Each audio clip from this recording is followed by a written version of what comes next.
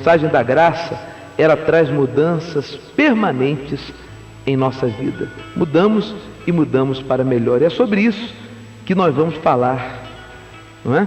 Nós prometemos que iríamos falar a respeito disto, do porquê que nós hoje estamos pregando algo que nós não pregávamos antes. Por que nós saímos da igreja da qual pertenci, da Igreja Universal? Eu fui bispo do Brasil, da Igreja Universal, durante muitos anos, e ali trabalhei durante tantos anos. Por que nós estamos hoje pregando, por exemplo, que você não precisa de viver de sacrifícios, você não precisa mais de pensar que através das suas campanhas você vai ser abençoado, que você já está abençoado? Por que nós pregamos hoje em outro idioma, em outra linguagem? A história, ela é longa, mas tudo começa, eu me lembro, desde quando pequeno, nós que somos escolhidos de Deus, predestinados, nós somos renascidos de semente incorruptível. Deus depositou em nós a semente do amor. Esta semente, ela é despertada naturalmente quando nós conhecemos a graça, mas todo escolhido, todo predestinado de Deus, ele tem amor. Eu me lembro quando pequeno, desde pequenininho, eu sou filho de uma família, eu não sou filho de família pobre, não. Não seria hipocrisia eu dizer, não, eu nasci num larzinho pobrezinho. Não, uma família classe média, média alta. Minha mãe era diretora de uma escola e nós fomos criados nesse ambiente de efervescência cultural, até por que não dizer educacional. E desde pequeno, eu me lembro que eu sempre gostei de estar junto com as crianças que moravam, a gente chamava as crianças da beira do rio, porque havia algumas inundações onde eu morava, lá no Rio de Janeiro, num lugar chamado Alcântara, em Niterói. Havia inundações e ali moravam um povo, naquelas casinhas ali, naquelas favelinhas, e desde pequeno eu sempre gostei de me aproximar daqueles meninos, aquela era a minha turminha, porque eu via tristeza na vida deles. E desde pequeno eu fui movido por um desejo de fazer as pessoas felizes. Isto acompanhou a minha vida e acompanha até hoje. Não há um dia, um minuto, um momento da minha vida sequer que eu não esteja pensando neste sentido. Aliás, é uma música até de um compositor chamado Gonzaguinha, muito famoso o Gonzaguinha.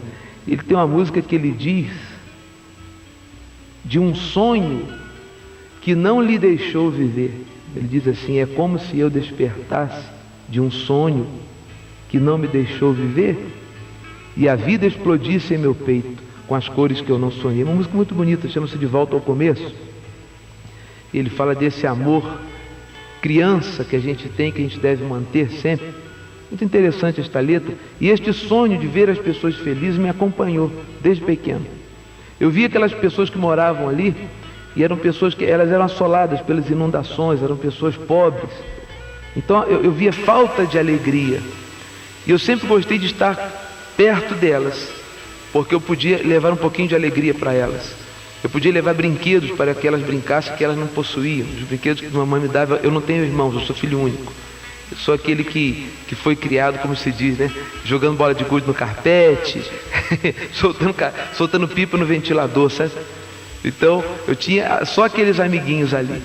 E eu ia para lá levar os brinquedos para eles brincarem e dava os brinquedos para eles. E fazendo-os felizes, vendo-os felizes, eu me alegrava.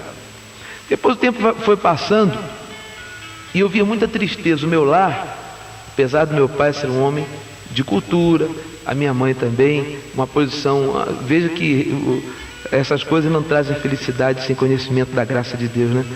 Eles com cultura, com uma posição bem estável financeiramente, mas eu não via a minha família, eu não via os meus pais felizes. Eram raros os momentos de felicidade.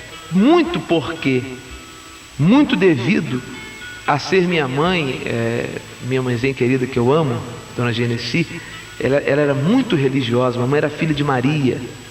Então eu vi que aquela religiosidade da minha mãe afastava ela do meu pai. como todo fanatismo religioso afasta as pessoas dos seus entes queridos, né? Ao invés de aproximar, afasta. E aquele fanatismo da minha mãe na igreja, e que tinha que me levar, ela me disputava, que me queria levar para a missa, e meu pai não queria que eu fosse para a missa, porque meu pai estava decepcionado com o sistema religioso que afastava a mulher dele. Então, nesse conflito, eu vi que havia momentos ali onde não havia alegria. Isso me fazia buscar mais alegria, querer ver momentos alegres. Eu me lembro que eu chegava em casa às vezes, papai chegava e perguntava: mãe, pai está alegre? Mamãe, a senhora está feliz? E esta sempre foi uma busca da minha vida. Foi passando o tempo, e desde pequenininho eu estudei música. Meu pai sempre teve o objetivo de me colocar para estudar música, ser músico, ser cantor, além de ser professor de português e literatura, que eu também atingi, me formei nisto. Mas eu comecei depois, com 15 anos, eu comecei a usar a música também, porque eu via que tocando guitarra, tocando violão, cantando, eu fazia pessoas felizes. Eu me encantava, por exemplo, quando eu ia no circo e via as pessoas sorrirem ali.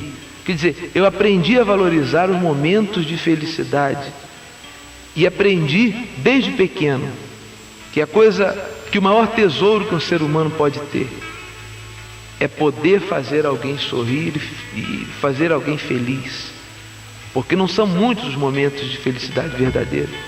E assim o tempo foi passando, me tornei músico, e feliz até com isso, porque à minha maneira, eu cria que estava fazendo as pessoas felizes, ainda que momentaneamente. Até que um dia eu comecei a questionar a respeito de Deus. Eu não cria em Deus, eu pensava que não cria, eu achava que Deus não existia, estava envolvido com uma série de filosofias, utopias, etc. e tal. Eu me tornei marxista militante, depois já estava fazendo faculdade, aquela coisa toda. E eu namorava a Lúcia Suete, que é minha esposa, e eu começava a descobrir, como dizer assim, com 18 anos, 19, 20 anos, eu comecei a desabrochar para o mundo, e vi que parece que no mundo não havia lugar para essa tal felicidade que eu buscava encontrar para mim e buscava para as outras pessoas. E um dia eu lembro, a Lúcia Suete, minha esposa, ela se lembra também, nós éramos namorados, ela trabalhava na Manchete como produtora de moda. Eu liguei para a Lúcia e falei: Lúcia, eu vou cometer suicídio, estou pensando em me matar porque eu estou muito triste. Você se lembra disso, né, Lúcia? Lembro, claramente. Liguei para você e falei: você sai do trabalho. Ela estava trabalhando, e esse dia eu não estava trabalhando. Eu falei: vem para cá porque eu estou muito triste. Eu estou muito triste, eu tenho muitas inquietudes dentro de mim, eu não sou uma pessoa definitivamente feliz, aconselho até você nem ser minha namorada, não fique, esse homem não vai te fazer feliz. Eu estava triste com o mundo, triste com a vida, não é? E a Lúcia falou: olha, você procura um amigo seu, que era uma pessoa muito famosa, um guitarrista chamado Hélio Delmiro, vá até ele, você tem que voltar àquelas amizades, etc. E tal. E ali, essa pessoa me falou de Deus, me falou de Jesus, e nós passamos a crer em Deus. E começamos, então, eu e Lúcia, nós começamos a frequentar uma igreja evangélica tradicional, chamada Igreja de Nova Vida. Em Alcântara. Em Alcântara. Eu me lembro como se fosse hoje, que eu e a minha esposa entramos de mãozinhas dadas. Apesar de ser uma igreja tradicional, sem conhecimento da graça de Deus, do amor da graça de Deus, mas nós chegamos ali juntos e permanecemos juntos nessa estrada que nos leva a estar hoje aqui falando com você. E assim, quando eu conheci uma igreja evangélica, que para mim era algo absolutamente novo, eu vinha de outro universo, de universo intelectual, de universo onde não havia lugar para estas coisas de fé, de Deus. Eu ali, o que você encontra na igreja tradicional? As pessoas terminam um culto, como eles dizem, e elas dizem: olha, Jesus te ama, eu te amo também, a paz do Senhor, irmão. E eu vi ali uma nuance de felicidade, e naquele dia eu fiquei muito feliz. Eu falei: olha, Lúcia, eu encontrei tudo o que eu queria. eu encontrei pessoas felizes. E eu creio que eu vou poder ser feliz aqui. E vou poder também fazer outras pessoas felizes, não é?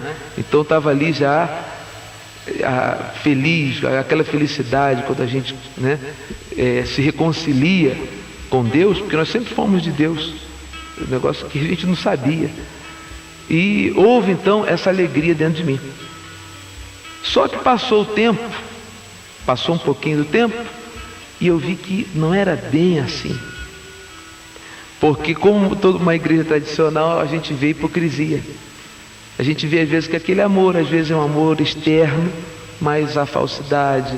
Aí você começa a conhecer as pessoas e vê que o irmão está falando do outro, está fazendo um comentário. Bom, eu vi que não era, faltava alguma coisa. E eu queria tanto ajudar as pessoas, fazê-las felizes. E agora eu estava conhecendo esse nome que para mim é desconhecido, Jesus. Então aí eu descobri um outro lugar, uma igreja que abria todos os dias e fazia muitas reuniões. Descobri que havia uma igreja assim e eles falavam: olha, nós pregamos para os sofridos, aqui nós pregamos para aqueles que sofrem. E quando eu descobri isso, eu comecei a ouvir pela rádio, eu falei: Lúcia, vamos para lá, porque é lá que eu quero estar. Eu já estava ali disposto a dedicar minha vida a fazer as pessoas felizes, que era aquele primeiro sonho meu de criança. E aí vem a outra etapa, quando a gente muda. Eu conheci uma igreja evangélica tradicional e descobri uma possibilidade de fazer as pessoas felizes e ser naturalmente feliz. Todo mundo quer ser feliz, mas eu descobri depois uma outra igreja, que era a Igreja Universal. E ali eu vi que se faziam reuniões todos os dias. Isso me encantou profundamente. Eu comecei a frequentar e vi que, olha, que ali se pregava para os sofridos, não é? Aquelas orações, sempre carregadas de forte dose emocional, e se orava pelos enfermos. Nem sempre os enfermos não eram curados, mas se orava pelos enfermos, uns eram curados, outros não. E tudo aquilo me envolveu de tal maneira que eu resolvi me dedicar àquilo, porque o meu objetivo era esse, era ser feliz e fazer outras pessoas felizes. E ali nós começamos a nos dedicar e fizemos todo o trajeto que qualquer um faz, como membro, eu e a Lúcia, sempre eu e a Lúcia. Eu, Bispo Bernardo Suete, minha esposa Lúcia Suete, depois obreiros da igreja, e tivemos uma ascensão muito rápida, porque eu tenho uma larga experiência na área musical, e eu cantava. Eu nunca disse na igreja que eu era cantor, mas me viram cantar, porque eu comecei a fazer já reuniões, e me propuseram a que eu gravasse um disco. O disco se chamou Em Teu Olhar. E aí eu já era pastor da igreja.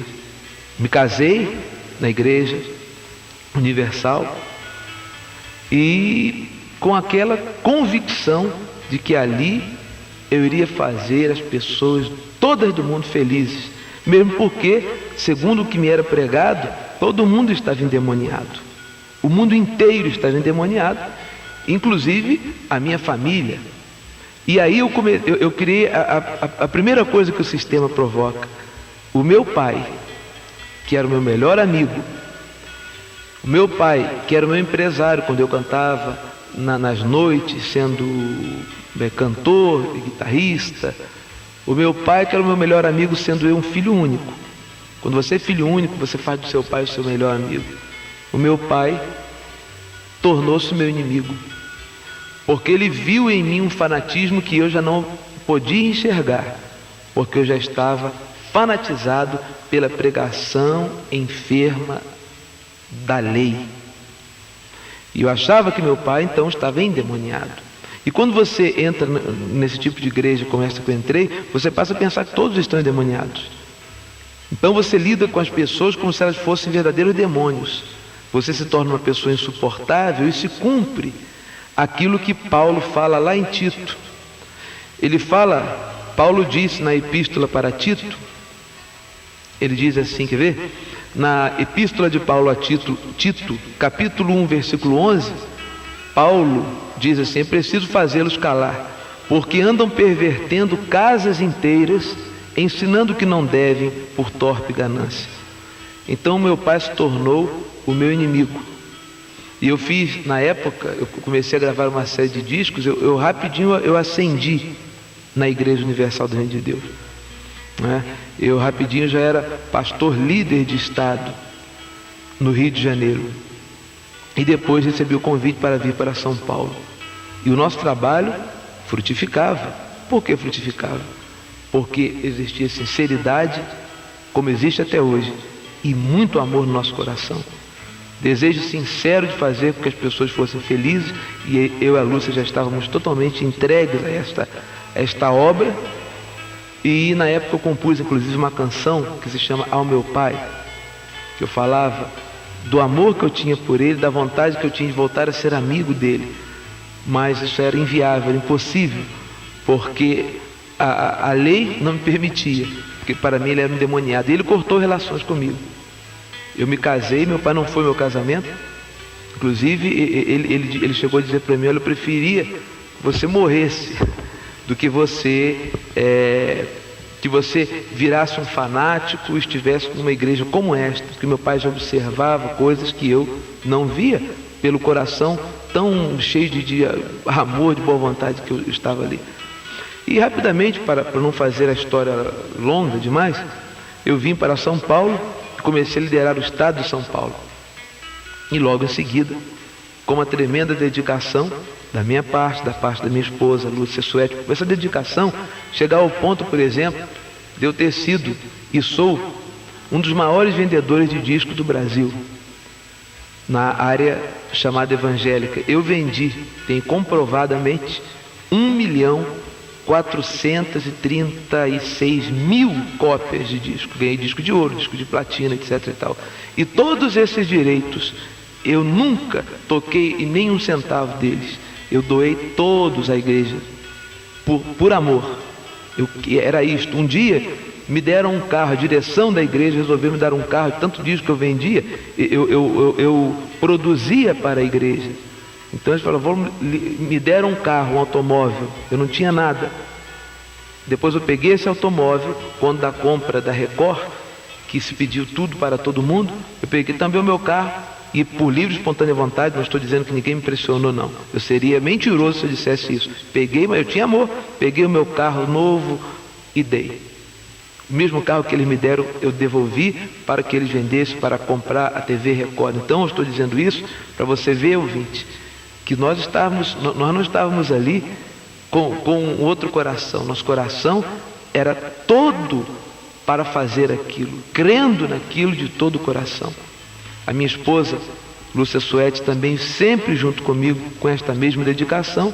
Nós não temos filhos por opção, até agora, né? Pode ser que amanhã a gente decida ter filhos. Nós não temos filhos, não porque temos problema,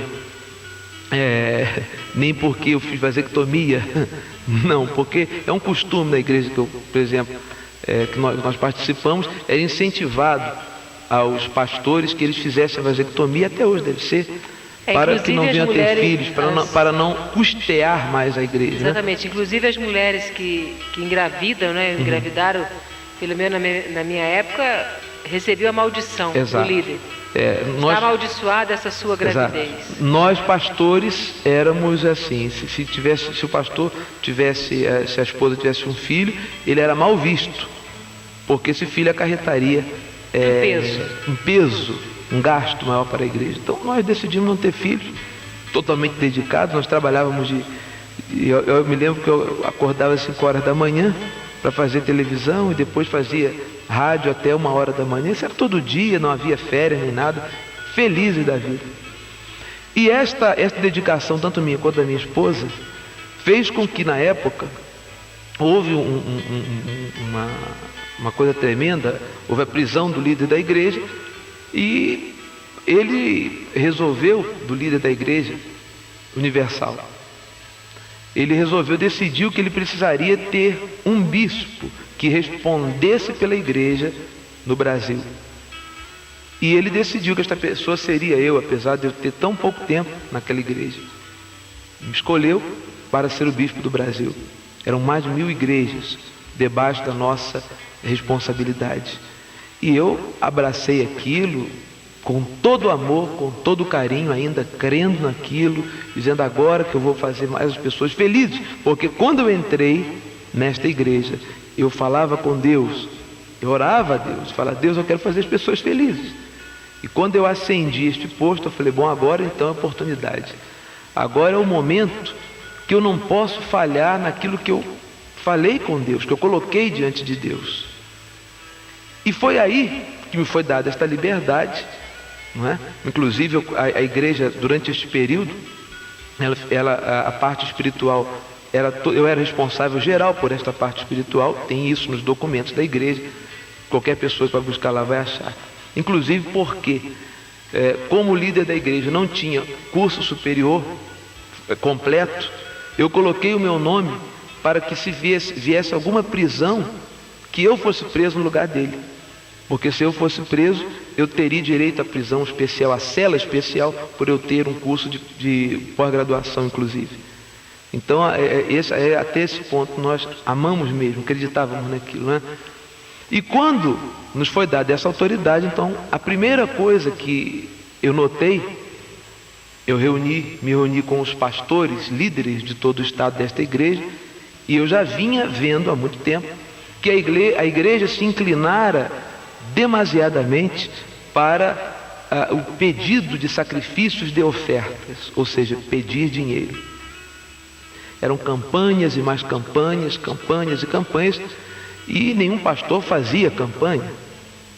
Ninguém participava, mas era para as pessoas participarem, e estas campanhas começavam a ser calculadas. Por exemplo, haviam reuniões e se calculava: olha, se nós temos tanto, o número de pessoas na igreja é X, se tantas pessoas colaborarem com tanto, então vai dar tanto. E isso era uma coisa friamente calculada. A primeira coisa que eu fiz foi chamar os líderes dos estados na minha casa e falar com eles: ó, a partir de agora eu sou o bispo do Brasil aqui, desta igreja. Isso acabou, porque isso não está me agradando, e isto eu não estou vendo que isto faz as pessoas felizes. Bom, ao fazer isso, houve uma retaliação da parte da direção da igreja. Por que você está fazendo isso? Você está querendo descaracterizar a igreja? Tem que fazer isso. Não, mas se eu sou o bispo do Brasil, então não vai ser assim. E aí começaram os primeiros conflitos, não é, Lúcia? Sim. Aí começaram os primeiros conflitos. Principalmente pelos mais velhos, né? Pela tua ascensão ter sido tão rápida. E pelo fato de não fazer as campanhas. Você tirou os envelopes todos, lembra? Foi. E as campanhas também. Exatamente. Bom, mas não é, até aí a coisa estava indo de maneira suportável. Porém, como bispo do Brasil, eu tinha um atributo, uma atribuição me foi dada. Eu tinha que viajar por todo o Brasil e conhecer as igrejas e a condição dos pastores e a condição dos obreiros. E aí que eu conheci o outro lado da moeda. E esse outro lado da moeda eu vou contar depois dessa canção que a gente vai ouvir. Depois dessa música que nós vamos ouvir, eu vou contar o outro lado da moeda que nós tínhamos desde pequeno: fazer as pessoas felizes. Então, como bispo do Brasil, que eu era desta denominação a qual eu pertencia, muitos me conhecem aqui em São Paulo e sabem do trabalho nosso, meu, da minha esposa. Sempre foi um trabalho sincero, com todo carinho, todo amor. Eu comecei a ter que visitar as igrejas, saber o estado dos pastores, dos obreiros, do povo em geral. E eu comecei a notar algo que marcou muito. As pessoas entravam na igreja e ficavam felizes a princípio, porque todo mundo, em qualquer igreja que você entrar, sendo você um escolhido de Deus, a alegria de você reconciliar-se com seu Pai, o Senhor Jesus, é muito grande. E esta alegria dura algum tempo. Mas após este período, vinham os homens com campanhas, ofertas, mandamentos, sempre querendo explorar, sempre querendo tirar das pessoas algo.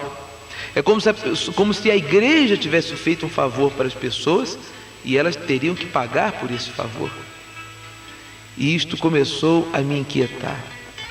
Eu andei em todo o Brasil, fazendo reuniões em todo o Brasil, e eu via obreiros amargurados, tristes. Porque quanto mais tempo, Lúcia, a pessoa fica dentro dessa igreja, mais triste ela fica.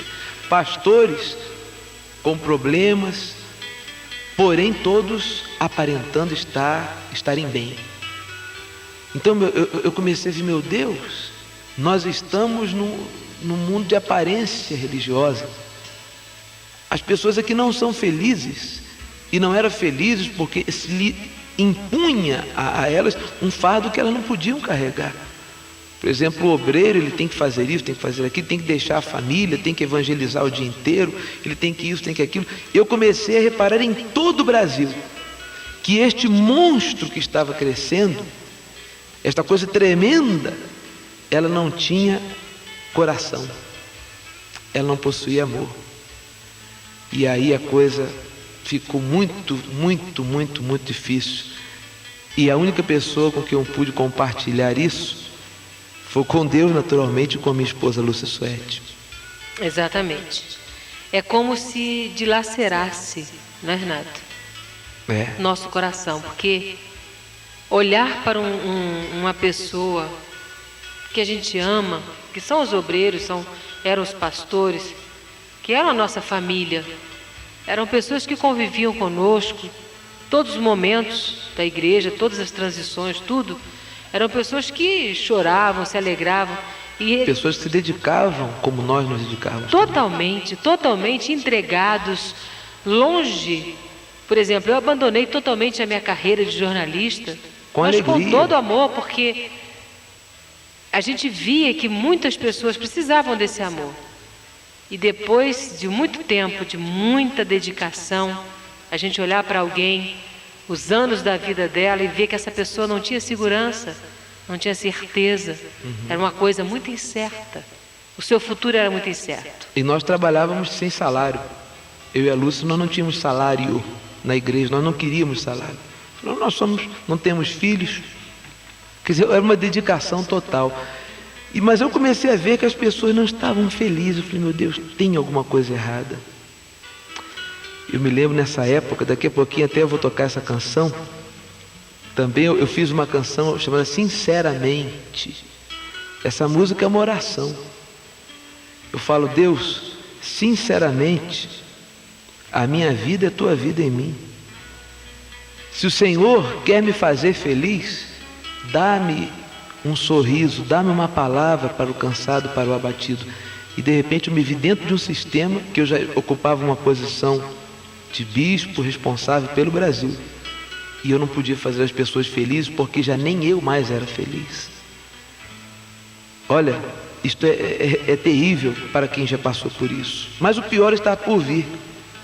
Porque havia também, paralelamente a essa inclinação do tirar dinheiro.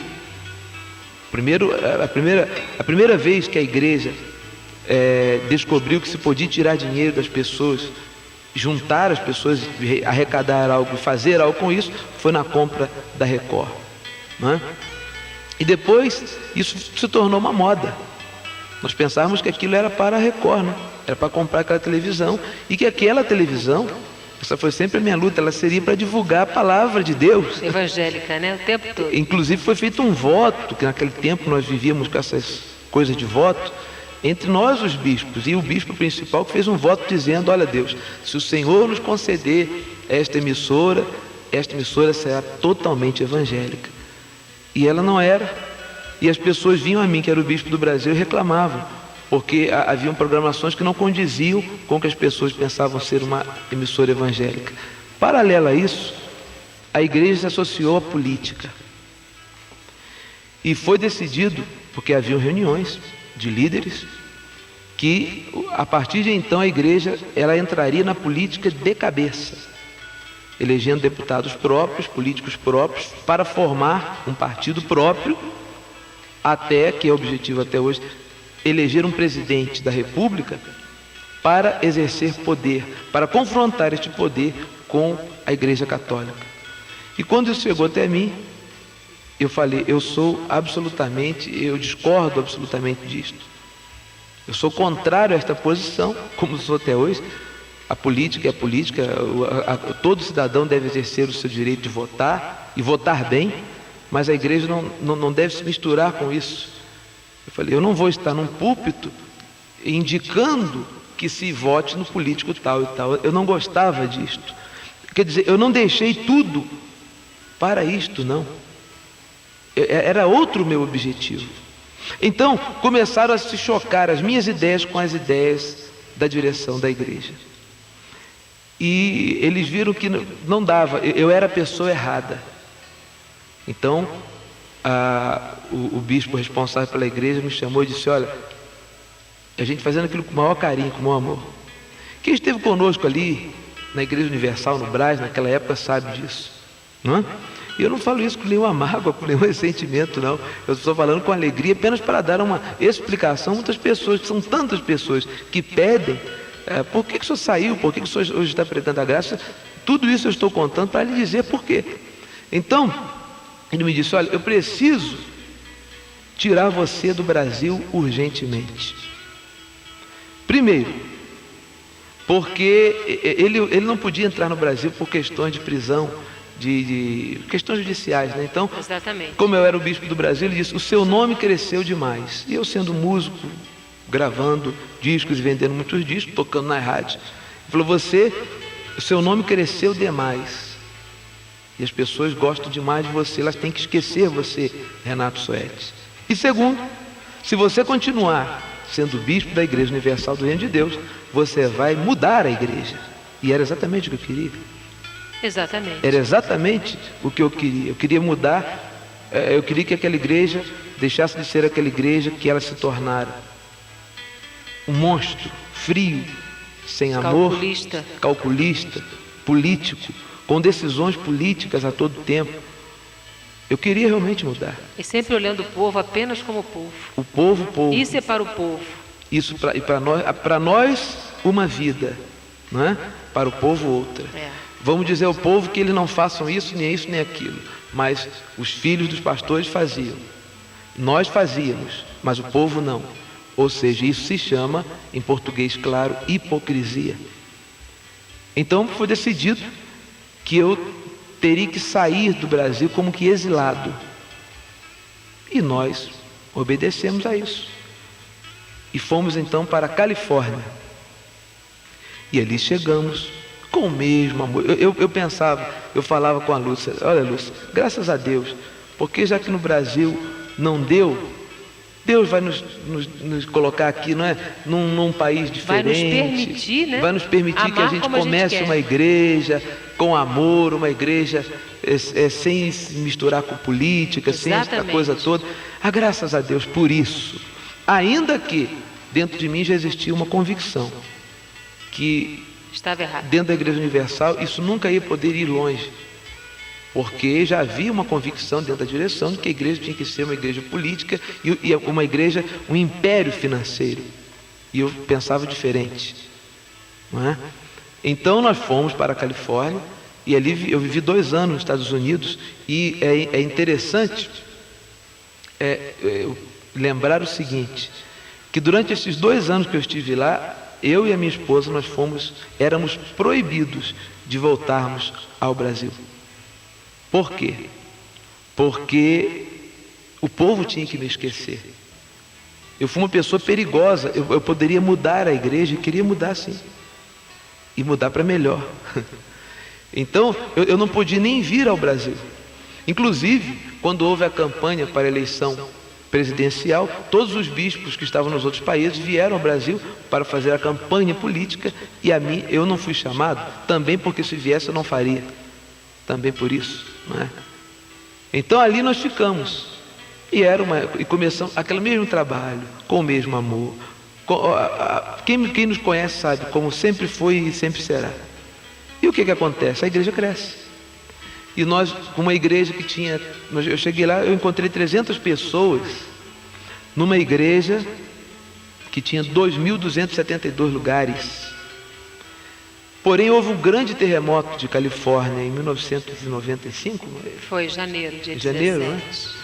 E esse terremoto abalou a estrutura da igreja. Inclusive, nessa época, nós não recebemos nenhuma manifestação de carinho da parte da direção da igreja. Vem cá, vocês estão precisando de alguma coisa? A única coisa que fizeram, esse terremoto foi terrível. Aqui no Brasil se noticiou a respeito. Não, inclusive fizeram uma campanha.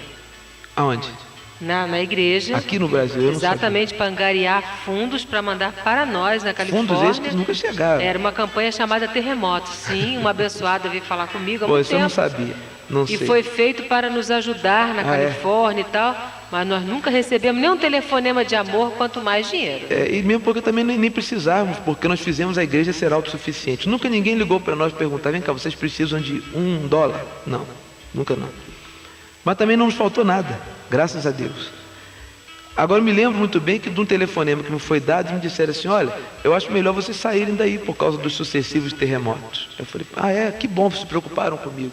Não, porque vocês podem morrer e a família de vocês aqui no Brasil depois vão contra a gente, vão colocar-nos na justiça. Exatamente. Então, inclusive me foi pedido pelo líder da igreja que eu fizesse uma reunião com os pastores que estavam ali, que cada um dissesse, eu estou aqui por livre e espontânea vontade, e gravasse numa fita, para que depois, se alguém morresse ali no terremoto, a família aqui no Brasil não viesse a entrar judicialmente contra eles. Então aquilo ali para mim foi o fim do mundo, né? Uma tremenda falta de amor, que a preocupação não era conosco, era a preocupação com que eles poderiam perder, tendo que indenizar famílias, etc. e tal. Bom, foram 2 anos e a igreja cresceu. A igreja em Los Angeles cresceu. Depois do terremoto ela fica com 30 pessoas. Eu fazia reunião no hall da igreja, porque eu não podia fazer reunião lá dentro. E nós começamos com a mesma dedicação. Tudo que a gente faz com dedicação dá certo. Desta igreja floresceu, cresceu, etc. e tal. Quando a igreja cresceu, uma igreja cheia de amor, foi mandado outro bispo para o meu lugar. E mandaram ir para San Diego, sul de Califórnia. Disseram, não, você tem que começar tudo de novo. Porque você tem que estar sempre começando, porque o trabalho com você cresce demais. E você tem que começar para que você não fique orgulhoso, etc. e tal. E nem pensar em voltar ao Brasil. E eu me lembro de um telefonema de um grande amigo meu, aqui do Brasil, que é um cantor muito famoso daqui do Brasil. Eu não vou mencionar o nome dele, porque para mencionar o nome dele eu teria que pedir permissão a ele. Como eu não pedi, eu não vou mencionar. Este cantor, grande cantor, amigo meu, uma vez ele ligou para mim e falou assim, Bispo Renato, o senhor não reparou que estão enterrando o senhor aí? Você está sendo exilado. Essa sua ida para aí não é da mão de Deus, chegando à reta final. A reta final que nos fez descobrir que ali não dava, que aquele sistema realmente estava irremediavelmente enfermo e era necessário mudar e mudar para melhor. Nós então estávamos em San Diego, parte sul de Califórnia, e ali, coisa interessante, foi mais uma igreja que nós começamos, abrimos a igreja, fomos para a televisão, para a rádio, e floresceu o trabalho. E logo que floresceu o trabalho, eles já me avisaram que já tinha um pastor comigo para ficar naquela igreja, porque a igreja cresceu, e eu iria ser mandado para São Francisco, lá do norte de Califórnia, para começar outro trabalho, porque eu tinha que estar sempre começando, né? E eu soube que, inclusive, né, houve uma época no Brasil que, sendo eu bispo da igreja, era quase que proibido que tocasse as minhas músicas na rádio. Quer dizer, o povo tinha que esquecer o Renato Soedes. Mas você sabe que, agindo Deus, quem impedirá, né? Mas nesse período, foram 6 a 8 meses que eu fiquei em San Diego, foram os últimos, graças a Deus. Eu comecei a ler a Bíblia, e toda vez que eu lia a Bíblia, eu encontrava, por exemplo, Hebreus 10, 14, com uma única oferta, o Senhor Jesus nos aperfeiçoou para sempre. Eu comecei a ler Hebreus 10, 1, dizendo que aqueles sacrifícios que eram oferecidos ano após ano não podiam tornar perfeitos a ninguém. E eu comecei a ver que Jesus tinha feito um sacrifício definitivo e para sempre por nós. E a coisa que eu mais tinha que fazer dentro da igreja que eu estava, que era a Igreja Universal, era falar ao povo que eles tinham que sacrificar. Eu falei, meu Deus, mas que incoerência é esta? Aqui está dizendo que Jesus fez o último sacrifício. E aqui se vi falando em sacrifício, eu comecei aí eu falei, Lúcia, eu não vou nem vou mais ler a Bíblia. Você lembra disso, Lúcia? Lembro. Eu falei, não vou mais ler a Bíblia não, porque toda vez que eu leio, meu Deus, está me confundindo, porque, meu Deus, parece que está contra o que eu estou pregando. É melhor não ler nada e ficar falando aqui só da mulher hemorrágica, inclusive eu falei para você, que era só isso que se pregava. Por quê? Porque você lia essas coisas maravilhosas que hoje nós sabemos, mas você não podia pregar na igreja. É verdade. Então tinha que só ficar pregando a mulher hemorrágica, toca no manto, e aquelas coisas todas, né? E dando rosa ungida. Mas peraí, o nosso rosa, interior, né? A rosa para atrair a maldição, mas Jesus na cruz já não atraiu. Eu li, eu falei, bom, eu não vou nem ler mais. Eu me lembro disso. Mas era o tempo de Deus revelar a graça. E houve um dia que eu nunca vou esquecer, que eu abri o livro a Epístola de Paulo aos Gálatas, capítulo 1, versículo 6. Neste período eu já estava totalmente insatisfeito. As reuniões eram feitas somente para ver como que a gente podia fazer a campanha, quanto que a gente ia arrecadar. Era dinheiro, dinheiro, dinheiro, dinheiro, dinheiro, dinheiro. Inclusive, Renato, fazendo um parênteses aqui, esse sofrimento que também estava entre os pastores que estavam lá fora. Esposas de pastores, em muitos que estamos ouvindo hoje, da qual eu tive junto, né? Pessoas que simplesmente perderam assim, a própria identidade dela.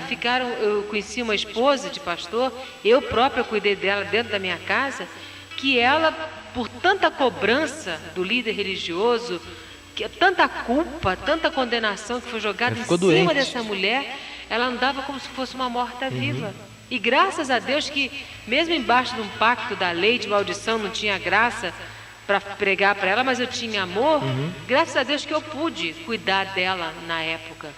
Eu me lembro de um bispo, que na época estava em Chicago, ele ligava para mim chorando, dizendo, eu não aguento mais essa história de campanha e ter que ficar pedindo tanta oferta para o povo, eu quero pregar a palavra de Deus. Ele chorava e compartilhava comigo este mesmo sentir. Havia uma insatisfação.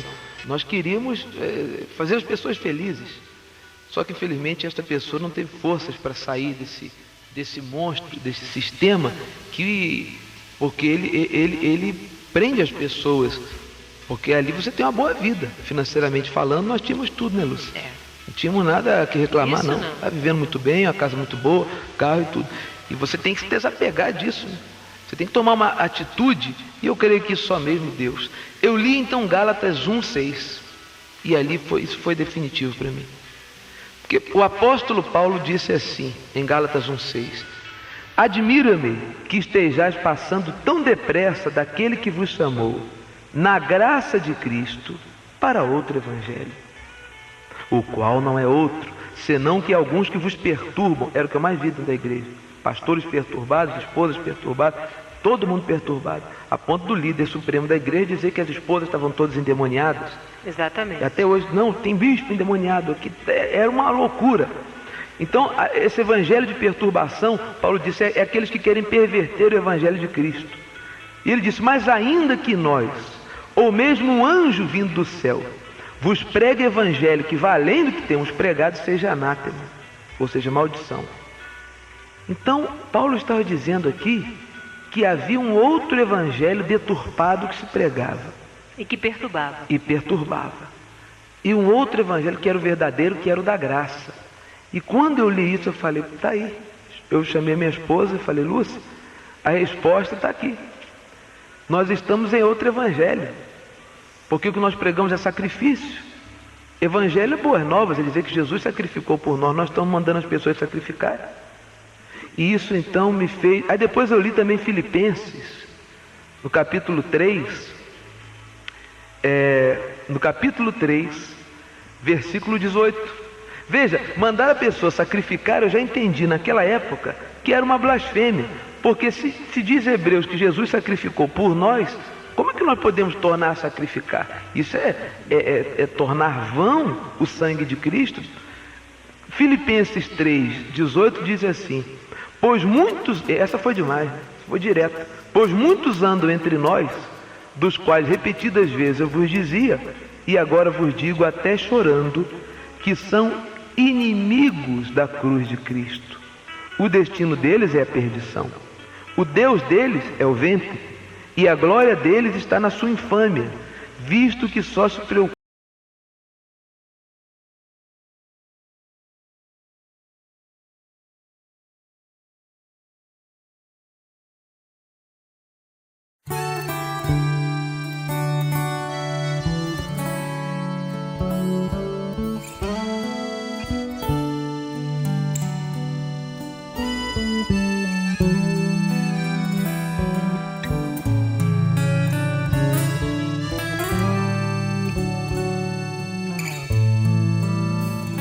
Tua graça é o que eu mais quero, Deus, pois melhor